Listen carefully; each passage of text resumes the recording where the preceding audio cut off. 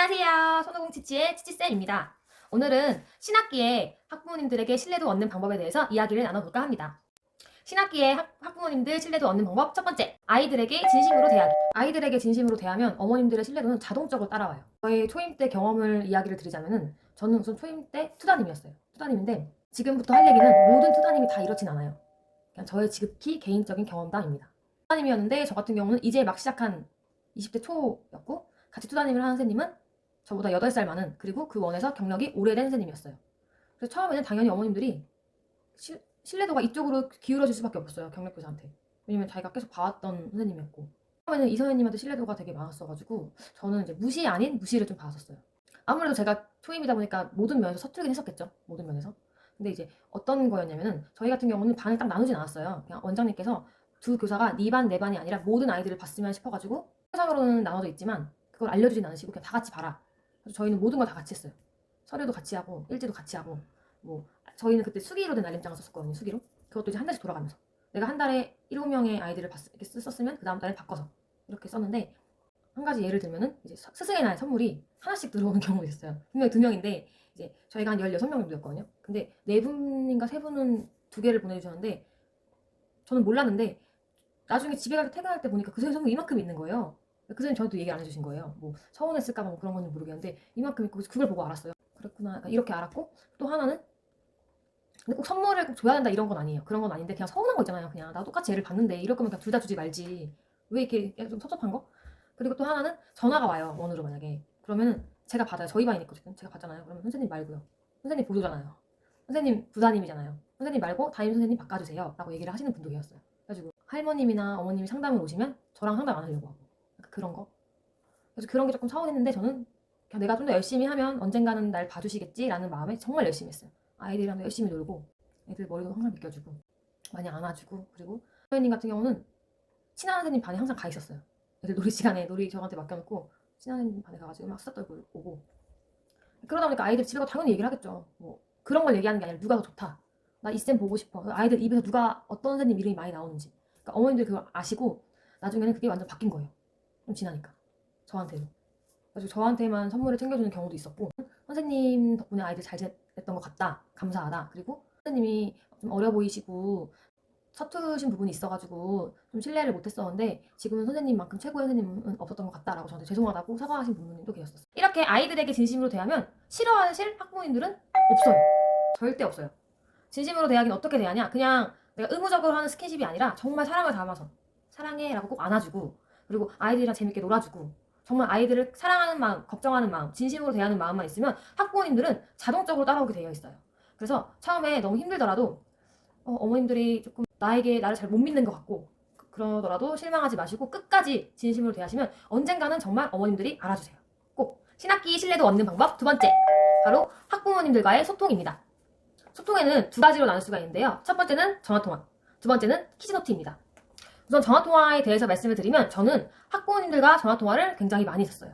키즈노트에 만약에 알림장이 와도 저는 거의 전화통화를 했었어요. 왜냐면 이게 내가 글로 이렇게 쓰는 것보다 감정을 담아서 전화통화를 하는 게 어머님들과의 오해도 없고 그리고 더 편하기 때문에 저는 키즈노트에 뭔가 이렇게 알림장이 오면은 전화를 드렸었어요, 항상.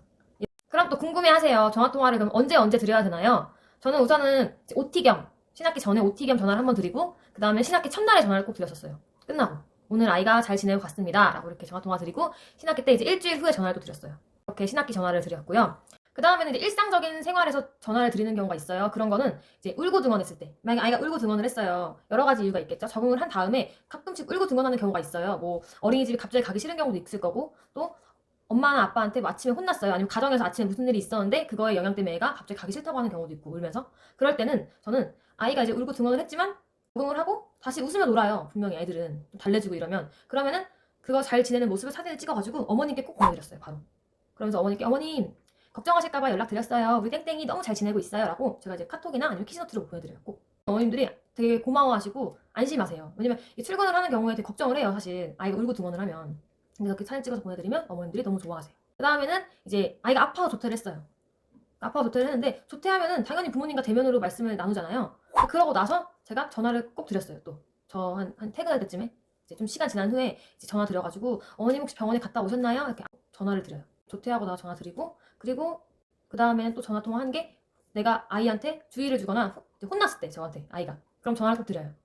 만약에 내가 설령 대면으로 상황을 설명했더라도 전화통화를 했더라도 차량 타는 친구들 전화통화 했더라도 좀 시간 지난 후에는 한 번 더 전화를 드려요. 아까 이렇게 해가지고 제가 아이에게 주의를 주긴 했지만 좀 걱정이 된다. 걱정을 내가 많이 하고 있다는 걸 꼭 말씀드려야 돼요. 그러면서 이제 가정에서도 혹시 이런 상황이 있을 경우에 이렇게 가정에서도 이렇게 훈육을 해주시면 좋겠다라고 말씀을 드리고 제가 아이를 많이 걱정을 하고 있다라는 걸 꼭 말씀드려요.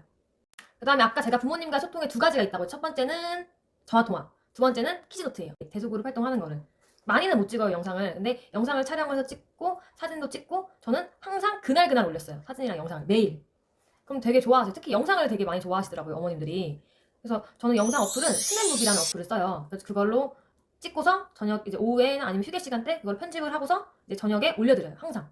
사실 사진 영상 올리는 게 조금 귀찮을 수 있는데 그게 조금만 시간을 투자하면은 매일매일 올릴 수가 있어요. 그래서 저는 사진이랑 영상은 매일 올렸어요. 신학기 신뢰도 얻는 방법 세 번째, 꼼꼼함입니다. 우선 기본적으로는 메모하는 습관을 항상 가져야 돼요. 부모님과 소통을 할 때는. 그래서 그거를 꼭 기억을 했다가 꼭 상담할 때 상담을 하셔야 돼요. 그거. 어떤 거를 만약에 요즘 아이가 집에서 이런 행동을 보입니다. 원에서 어떤가요? 라고 하면은 원에서는 아직 그런 행동을 보이진 않았는데 제가 조금 더 관찰을 한 후에 말씀드릴게요 하면은 그거 꼭 적어야 돼요. 꼭 적고서 일주일이나 2주일 내에는 꼭 전화를 드려가지고 원에서는 아직 그런 모습이 보이지 않습니다 라고 하거나 모습이 보이면 그런 모습이 보입니다. 그럼 그런 모습에 대해서 어떻게 해결을 해야 되는지도 알아보고 전화통화를 드려야 돼요. 원에서 이렇게 한번 제가 이런 방법을 한번 사용을 해볼게요. 집에서도 이렇게 가정에서도 이렇게 해주세요 라고 메모를 하시고 또 어떠냐? 준비물 같은 거예요. 학부모님들이 준비물을 빼먹을 수가 있어요. 당연히. 그거는 이제 부모님도 당연히 챙겨야지라고 생각하는 게 아니라 내가 챙겨야 돼요. 그래서 준비물 같은 것도 몇 번 더 언급을 해주셔야 되고 학부모님들한테 또 원에서 나가는 유인물 같은 것도 빼먹으면 안 돼요. 절대. 꼭 그건 꼼꼼하게 신경을 쓰셔야 되고 그 다음 꼼꼼함은 도시락이랑 가방이 바뀌지 않게. 이게 사실 그게 별건 아닌데 쌓이다 보면은 나중에 부모님들이 이것도 문제를 삼을 수가 있어요. 너무 자주 바뀐다 이렇게. 가방이나 도시락 같은 거는 자주 안 바뀌면은 어머님들이 우리 아이한테 얼마나 신경을 쓰고 있나라고 생각을 하세요. 그걸 통해서. 그래서 저 같은 경우는 도시락 같은 경우 아침에 오면은 가방을 한 번씩 딱 훑어봐요. 아이들 가방을. 그리고 점심 때도 훑어보고 집에 가기 전에도 한 번 더 확인을 해요. 근데 그게 제가 다 해주라는 게 아니라 교사가 다 해주라는 게 아니라 막 아침에 가방을 딱 열었는데 어떤 아이가 물통을 안 꺼냈거나 뭐 약을 안 꺼냈거나 이러면 그냥 아이한테 시키면 돼요. 그거는. 그러면서 아이한테 얘기를 해주세요. 내일은 꼭 우리 땡땡이가 꺼내주길 바래 이렇게. 오후에도 마찬가지. 도시락이 바뀌었어요. 그럼 그 아이 둘을 불러가지고 도시락을 다 정리해달라고 얘기하면 돼요. 꼼꼼한 부분 중에 이제 한 가지 예를 들면은 열 체크 같은 경우에는 저는 이제 지금은 코로나 때문에 열 체크를 의무적으로 하잖아요. 근데 예전에 코로나가 터지기 전에 어떤 부모님이 이제 저한테 부탁을 하셨어요. 선생님, 밤에 새벽에 열이 나가지고 뭐 약을 복용했는데 지금은 열이 없어서 등원을 시킨다고 열 체크 중간중간에 부탁드려요 라고 말씀을 해주세요. 그럼 저는 어떻게 했냐면 포스트잇에다가 열을 잰 거를 적어드렸어요. 아침에 열을 체크를 해요. 적어요. 점심 때 체크를 적어요. 그리고 낮잠이나 휴식 시간 전에 체크를 또 해서 적어요. 그리고 집에 가기 전에 열 체크 적어요. 종이 드렸어요. 그렇게 어머니께 드렸더니 어머님이 되게 감사해 하시더라고요. 자기 아이한테 신경을 많이 쓴다고 생각을 하셔가지고. 솔직히 열 체크하는데 그렇게 오래 걸리지 않잖아요. 그냥 열 체크하면서 다른 아이들도 볼 수 있으니까 이렇게 주변을. 그래서 그렇게 꼼꼼함이 좀 있으면은 어머님들이 내 아이한테 정말 관심이 많구나라고 생각을 하세요. 신학기 신뢰도 얻는 방법 네 번째, 수업 준비입니다.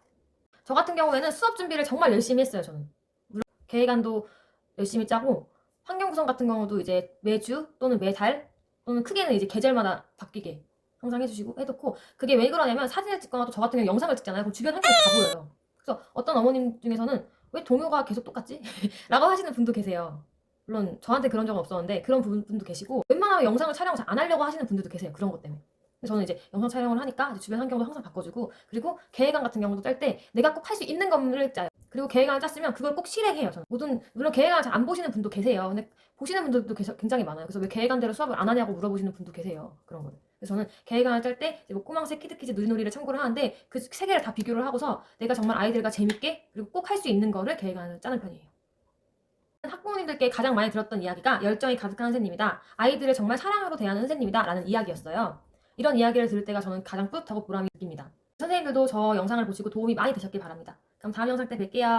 구독과 좋아요 눌러주세요.